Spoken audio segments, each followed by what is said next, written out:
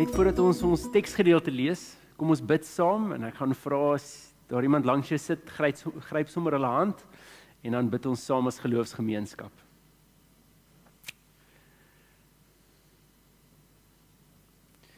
Ons God wat met ons is, Here, dit is U wat hierdie woord vir ons lewend maak. Dis juis in hierdie tyd waar ons ook die voorbeeld van U lewe, van U hart, van U karakter gesien het in Jesus. En dis wat ons hier vier. Ons vra Here dat wanneer ons besig is met hierdie woord, dat dit nie net verby sal vlieg of oor ons koppe sal vlieg nie, maar dat dit juis by ons sal kom stil staan, ons omvou, ons omarm. Ons bid Here, mag hierdie woord wortel skiet in ons harte, mag dit vrug dra in ons lewens en mag dit 'n impak hê in die mense se lewens rondom ons. Mag dit 'n impak hê in ons gemeenskap en mag dit ook 'n impak hê juis by die groepe mense waarheen U ons stuur. Ons besef Here dat dit wat ons vanoggend by U ontvang is nie net vir onsself nie. Gee ons die wysheid en die insig om dit te deel waar en soos ons kan. Gee ons ook die moed Here om juis dit te deel wanneer dit nie altyd eenvoudig is nie. Ons vra, kom doen in ons die nodigste sodat ons al meer in U beeld verander kan word. Ons bid hierdie in U naam alleen. Amen. Gemeente, ons teksgedeelte kom vanoggend uit Johannes 1. Johannes 1 van vers 1 tot 18. Die skrif gaan nie op die bord wees nie, so asseblief as jy iemand sien wat 'n Bybel dalk nie het nie en jy het 'n Bybel, deel so bietjie. En andersins, volg maar net. Luister mooi. Die teksgedeelte wat ons gaan lees is 'n baie interessante teksgedeelte. Dit klink dalk bietjie abstrakt, so ek gaan 'n stukkie agtergrond daaroor gee en dalk word dit bietjie meer duidelik. Wanneer ons evangelies lees soos Matteus, Markus en Lukas, dan het ons 'n verhaal van Jesus se geboorte soos wat ons dit ken. Daar's so 'n bietjie van die afkondiging aan Maria en dan natuurlik die skaapwagters en die wyse manne oor verskeie evangelies. Maar Johannes het nie so 'n tipe verhaal nie. Omdat Johannes geskryf was vir 'n gehoor wat bietjie meer 'n ander tipe geloofsagtergrond gehad het. So jy sal agterkom, die hele boek van Johannes, as te ware, is eintlik 'n geestelike blik op dit wat ons in die natuurlike sien met Matteus en met Markus en met Lukas. Johannes het daarop uitgegaan dat die lesers, of althans die eerste hoorders van daai tyd, 'n geestelike konnotasie daarmee kon maak, want dis wat hulle na sou soek. En so, om net so klein bietjie agtergrond te gee oor die teks, moet ons dalk 'n ander ding doen. Ons praat altyd in die Triniteit van die Vader, die Seun en die Heilige Gees. En dalk om hierdie teksgedeelte bietjie meer duidelik vir jou te maak, kan ons eintlik dit bietjie anders verwoord. Ons kan ook praat van God, God se Gees en God se woord. So met ander woorde, God as God die Vader, soos ons daarvan praat, die Gees, God se Gees is die Heilige Gees, en dan die woord, God se woord, as Jesus. In die begin mag dit dalk vreemd wees, want ons kyk in die persoon van Jesus vas en wonder, maar hoe kan hierdie die woord van God wees? Maar dink vir 'n oomblik mooi hieroor. Ons het 'n duidelike skeiding in die Ou Testament en die Nuwe Testament. Party mense praat dalk selfs van 'n Ou Testamentiese God en 'n Nuwe Testamentiese God. En die rede daarvoor is, wanneer jy die Nuwe Testament lees, dan hoor jy genade en liefde en aanvaarding en verlossing. En wanneer jy die Ou Testament lees, is die ding wat jy baie keer in vaskyk, 'n straf, 'n kwaad God, 'n God wat bereid is om wraak te neem. En die rede hiervoor is omdat die hele Bybel soos wat ons dit het, is perspektief van mense wat God beleef het. En hoor baie mooi, Gees geïnspireerd, daar's geen manier hoe die Bybel kon sin maak en die impak het wat dit vandag nog het, as dit nie Gees geïnspireerd was nie. Ons moet ook verstaan dat die mense wat hierdie gedeeltes geskryf het God beleef deur hulle lewens, deur dit wat hulle verstaan om hulle gebeur. En so party teksgedeeltes, veral as jy in die Ou Testament kyk, lyk dit asof die een vers is God kwaad en is God reg om enigiemand te straf, en net die volgende teksgedeelte vertel oor hoe God mense se sondes van hulle wil verwyder so ver as die ooste van die weste. En dan kan ons nie altyd verstaan hoe hierdie prentjies lekker in mekaar pas nie. 'n vinnige voorbeeld is dalk Abraham. Abraham ken nie hierdie God wat die hele tyd aan hom beloof dat ek jou nageslag soveel gemaak soos die sterre van die hemel nie. En so Abraham het die enigste verwysingsraamwerk wat Abraham het, is die heidene nasie se gebruike van die tyd. So die dag toe hy sy seun kry, en hy hoor by God die opdrag om sy seun te gaan offer, het Abraham niks hiervan gedink nie, want in die heidense gelowe was dit praktyk om kinders te offer. So vir Abraham was hierdie net nog 'n dag, nog iets wat God van hom vereis.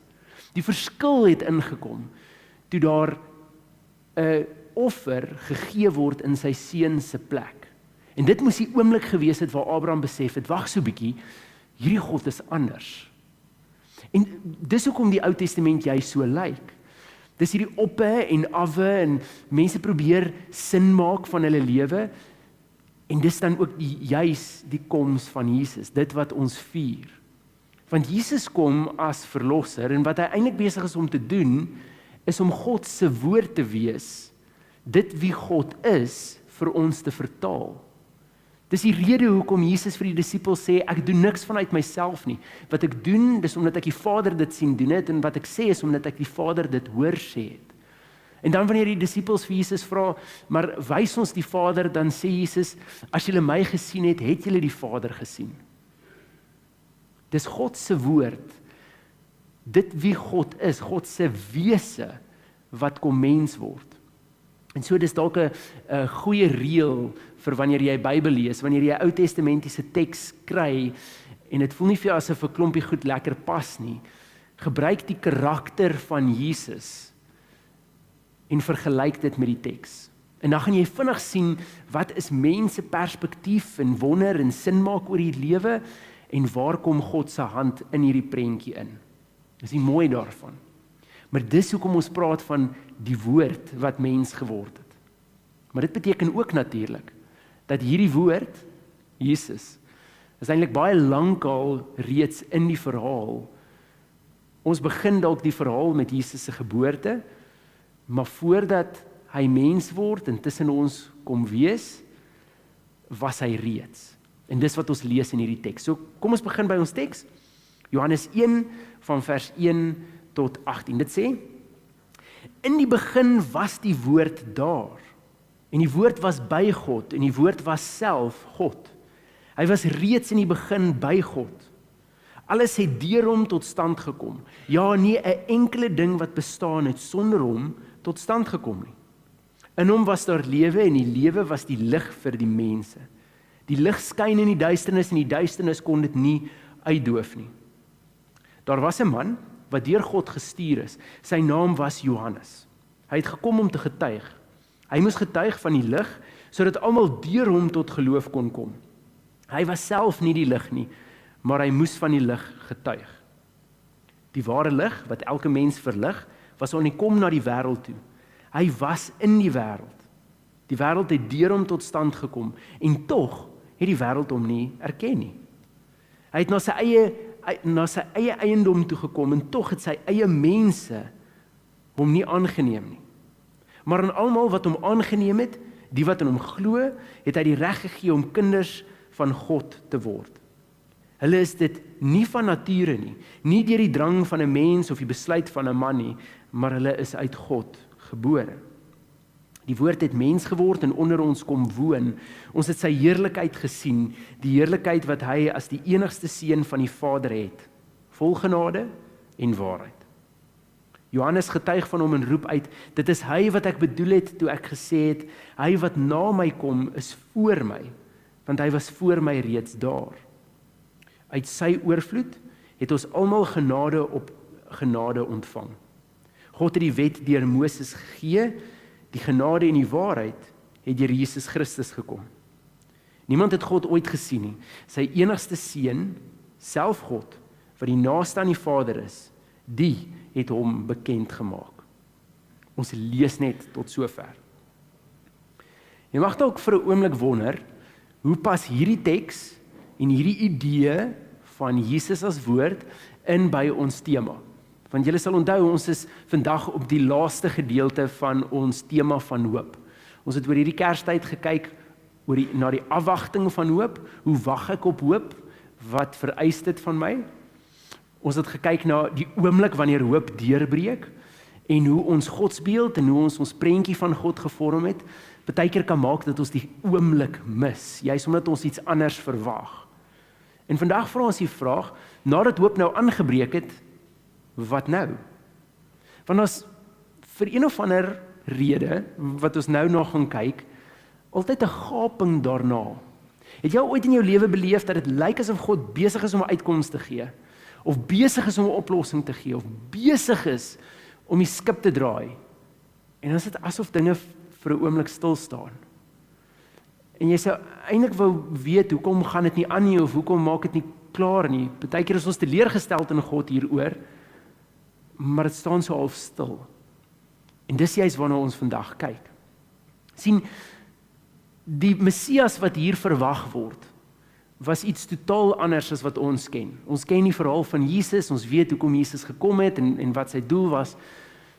Maar hierdie nasie, hierdie volk, hierdie mense, tussen wie Jesus gebore word regeer deur 'n Romeinse regering wat korrup is op 'n vlak wat ek en jy dalk nog net 'n fraksie van ken.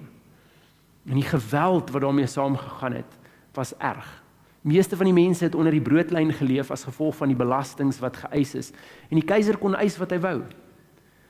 So wanneer hierdie Israeliete vir 'n Messias wag, dan moet dit iemand wees wat die Romeinse regering kan onttroon. Dit moet iemand wees wat bereid is om met 'n swaard in te klim, 'n paar ouens 'n koppie korter te maak en vrede daar te stel. Dis wie hulle nodig het, dis die Messias, dis die verlosser. En in baie gevalle werk dit met my en jou ook so. Ons het ons uitdaging voor ons. En ek weet wat my uitdaging is en ek weet as God hierdie net wegvat, dan is dit opgelos. Ek hoef eintlik nie eers vir God te vra wat nodig is nie. As God net hierdie ding oplos, dan is dit makliker in my lewe. Ek weet wat gedoen moet word. En dit was min of meer dieselfde in hierdie situasie. Die Israeliete het gesê, ons kort 'n verlosser, dit moet 'n held wees, dit moet 'n brawe ou wees, en dit moet 'n koning wees wat op die ou end sal goed regeer. En hier kom die Messias. Hier word die koning gebore, en sy naam word geprys. En dan, die tweede dag na Jesus se geboorte, toe is die keiser nog steeds aanbewind. En nie derde dag, en nie vierde dag, en nie vyfde dag. En 'n jaar later, en 2 jaar later, en 3 jaar later. Die Messias is hier. Maar die probleem is nie weg nie. Trouwens, 30 jaar verloop, voordat Jesus by die Jordaan ingestap kom en Johannes sê, dit is die een waarvan ek julle vertel het. 30 jaar. En selfs toe Jesus sy bediening begin en disippels begin bymekaar maak, die Romeinse regering is steeds daar. Wat maak ons hiervan? Was 'n beginsel oor God se koninkryk wat belangrik is om te snap. En dit gaan oor invloed eerder as mag. Ons sien dit in 'n teks soos Matteus 13 vers 33. As Jesus 'n voorbeeld gebruik van hoe die koninkryk van God is, dan sê hy, die koninkryk van God is soos 'n klein bietjie suurdeeg wat jy in ongesuurde deeg inmeng en die hele deeg word suur. Wat Jesus hier besig is om te vertel is dat die koninkryk van God gaan nie so seer oor mag nie. Mag is gewoonlik in politieke hande. Dis gewoonlik in hande van ouens wat wil regeer of iets beheer. Dit gaan nie oor mag nie. God se koninkryk gaan oor invloed. Soos wanneer jy hierdie gesuurde deeg in ongesuurde deeg inmeng en die hele deeg word stelselmatig suur. Dis die invloed wat daar is. En dis ook hoe Jesus gewerk het. Nêrens het hy ouens van hulle troontjies afgehaal nie. Niemand het hy uitgedaag tot hulle magsposisie nie, maar wat hy gedoen het, is op so 'n manier die Vader se voorbeeld gevolg, op so 'n manier geleef, op so 'n manier gepreek, op so 'n manier tussen mense beweeg, dat sy invloed vandag nog massas mense inspireer en draai. Dis invloed. En is baie sterker as mag. Sien, mag moet jy hou, mag moet jy bestuur, en mag moet jy voorveg. Invloed Werk baie keer baie soos water oor 'n klippie. Jy kan in 'n rivier 'n skerp klippie gaan neersit. Jy gaan hom insit en uithaal en hy gaan niks anders wees as net nat nie. Maar los hom 'n ruk in daai water. En oor tyd word hy glad. So glad dat jy daai klip nie gaan terugken nie. En die water bly net die water. Hier is die beginsel. Is toe Jesus kom en almal verwag die Romeine gaan nou verwyder word, toe draai Jesus eintlik hierdie prentjie om. In plaas dat hy die Romeinse regering gaan verwyder, stuur hy die disippels tussen die Romeine in. In plaas dat die probleem opgelos word en net weggevat word, stuur Jesus juis sy mense in die probleem in. En daar begin die verspreiding van die evangelie. Nou, dis belangrik eintlik om te weet hoe hierdie tydlyn loop. En dis die rede vir ons teks.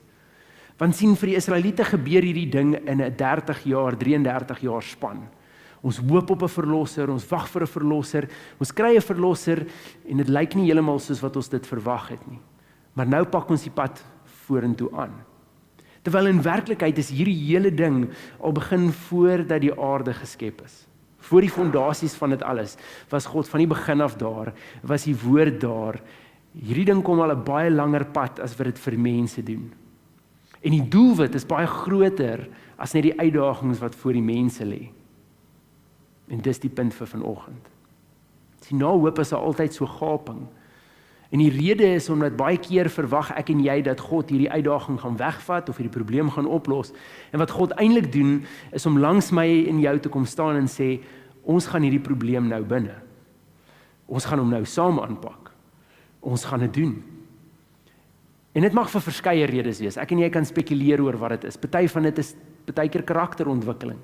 Ons weet dat dieselfde Dawid wat skape opgepas het, nog nie die karakter van koning gehad het voordat hy nie deur die uitdagings was wat hy in sy lewe gehad het nie. So party van dit is karakterontwikkeling. Ander van dit is dalk net omdat daar mense is waarby ons moet uitkom.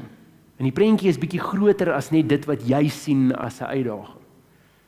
Maar hoe dit ook al sê, ons moet dit op 'n sekere manier aanpak.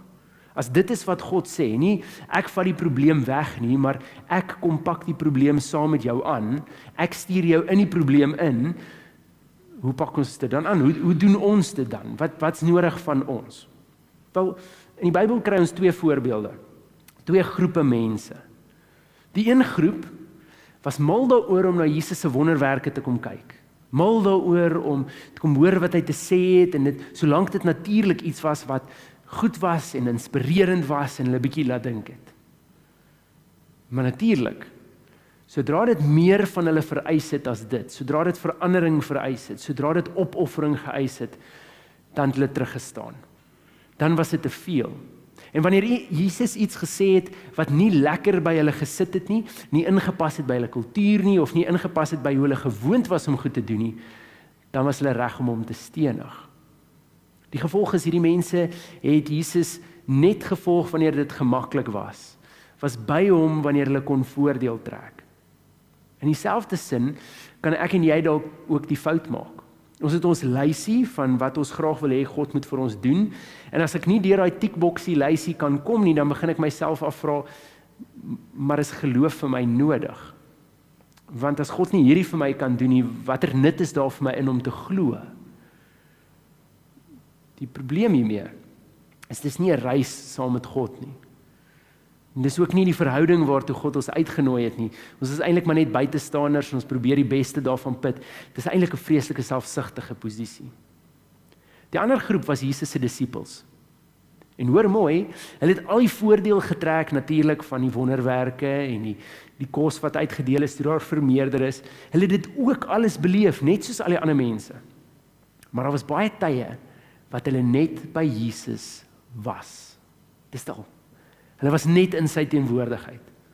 En omdat hulle sy disippels was, as disipel per definisie, sou hulle hom opsoek. As Jesus nie daar is nie, wil hulle weet waar hy is, en hulle gaan soek totdat hulle hom kry. Want is vir hulle belangrik, om maak nie saak wat hulle doen of waar hulle is nie, solank dit by Jesus is. En dis die verhouding waartoe God ons uitnooi. So wanneer ek en jy by God is, dan lyk dit nie altyd soos wat ons verwag nie. Ek het nie altyd tyd om alles op my tikboksie af te kry nie, alhoewel God nog steeds vir my wonderwerke doen en nog steeds my gebede antwoord, maar dis nie die fokus nie. Die fokus is net om by Jesus te wees. Net om in sy teenwoordigheid te wees. Want ek weet, hoe meer ek in sy teenwoordigheid is, hoe meer is ek waar ek moet wees. Dan gaan ek niks mis van dit wat God doen nie. Ek gaan nie mis dit waarmee God besig is nie. En ek weet dat wat ook al ek aanpak, ek's nie alleen nie. Maar dis nie ek wat gaan en God probeer saamtrek nie. Dis ek wat luister na waar God is en saam met God beweeg. Jesus het nie die disippels gevolg nie, die disippels het Jesus gevolg. Dit het van hulle opoffering geëis, om van hulle self te laat gaan, om van idees te laat gaan, om van goed wat vir hulle sekerhede gegee het, te laat gaan. Dit het van hulle gevra om baie keer harde woorde van Jesus te hoor, en daarvan te probeer sin maak. Hulle kon nie dit van hulle lyf afhou nie, hulle kon nie omdraai en sê, hierdie is te veel nie, hulle moes van sin maak, of jy dit vir 'n rukkie op ys sit, en of jy nou daarvan probeer sin maak. En dis die uitnodiging. Wanneer ek en jy God so navolg, dan beteken dit dat hierdie uitdaging wat voor my is, hier's hoop wat begin aanbreek. En die hoop wat hier begin aanbreek is die feit dat God teenwoordig is in my lewe. Maar hierdie uitdaging, hierdie probleem, gaan nie noodwendig net verdwyn nie, want dis ek en God wat dit nou saam aanpak. En ek gaan dit nie op my eie kan aanpak nie. Ek wil dit ook nie op my eie aanpak nie. Ek pak dit saam met God aan. Maar hierdie werk net as ek so God se teenwoordigheid opsoek. En niemand kan dit vir my anders doen nie. Dink aan die mees spesiale mens in jou lewe. Dalk is dit 'n lewensmaat. Of dalk, as dit nie 'n lewensmaat is nie, is dit 'n familielid. Of dalk 'n kind. Dink vir 'n oomblik aan wat jy nodig het van daai persoon. Hoeveel keer het jy van hulle nodig dat hulle dit doen, dat doen of die volgende? Of hoeveel daarvan is jy net eenvoudig tevrede as jy net by hulle kan wees?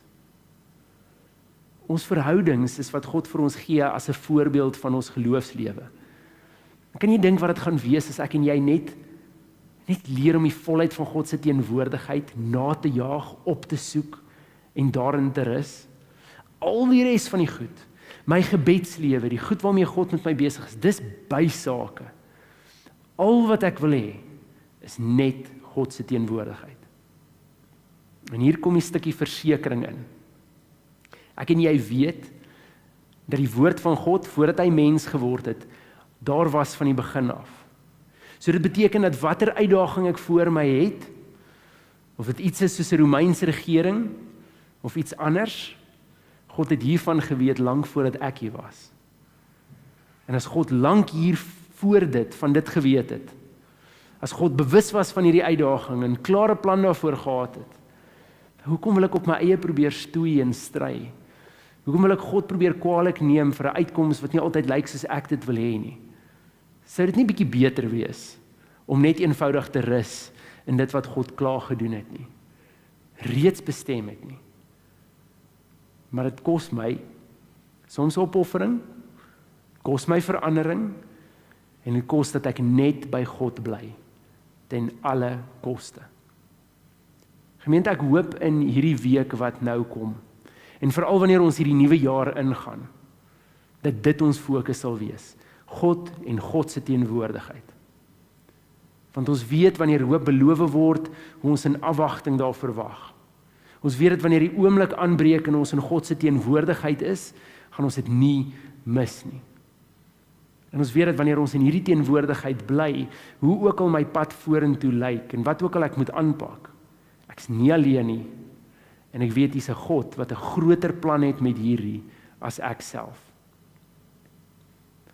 Jy kan dalk sê, dis logies, maar ek wil jou uitdaag om met hierdie week te glo en te leef.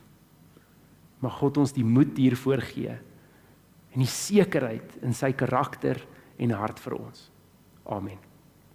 Hier is 'n beginsel van God se teenwoordigheid wat ons soms miskyk.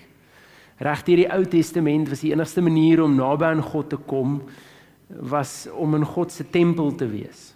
En wanneer God aan die beweeg is, dan was die ark, die verbondse ark gedra.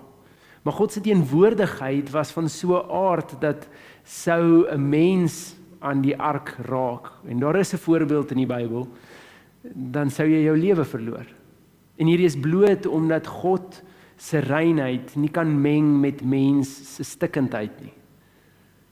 Wanneer ek en jy sê ons is welkom in God se teenwoordigheid, is dit 'n massiewe voorreg. Dis wat deur Jesus se bloed betaal is.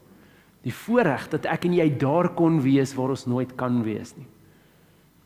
En nou dat ons daar is, nou dat ons in God se teenwoordigheid kan leef en asemhaal, net soos die disippels stuur Jesus ons uit. Kom ons gaan wees die verskil, kom ons gaan wees die impak, kom ons gaan pak die uitdagings aan, met die wete in wie se teenwoordigheid ons te doen. Gemeente, mag die God wat altyd met ons is, sy Gees wat ons lei in alles, en sy woord wat vir ons die liefde, genade en vrede so duidelik maak, altyd met ons wees in alles. Amen.